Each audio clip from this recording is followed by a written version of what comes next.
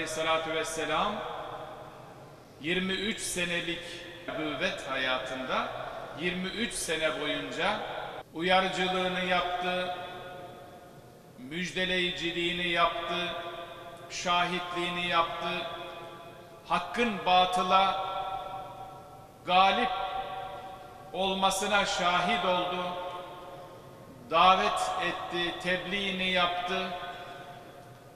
İşte bizler de onun varisleri olarak değerli gençler, İmam Hatip nesli,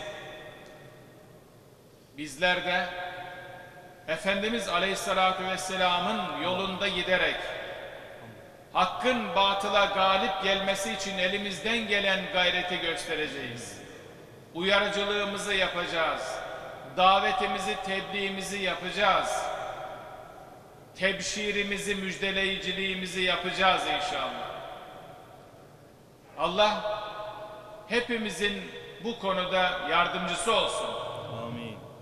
Zikrimizi yaptık, ibadetlerimizi yaptık. Dua ile bitirelim inşallah. Amin. Euzubillahimineşşeytanirracim. Bismillahirrahmanirrahim. Bundan 40 gün kadar önce tarihin en büyük afetlerinden birisini yaşadık. Deprem felaketinde, sel felaketinde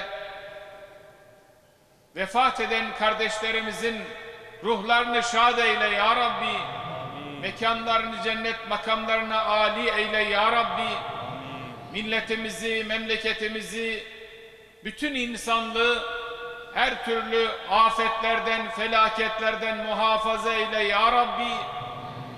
Deprem felaketinden bizleri muhafaza eyle ya Rabbi. Sel felaketinden, yangın felaketinden hepimizi muhafaza eyle ya Rabbi.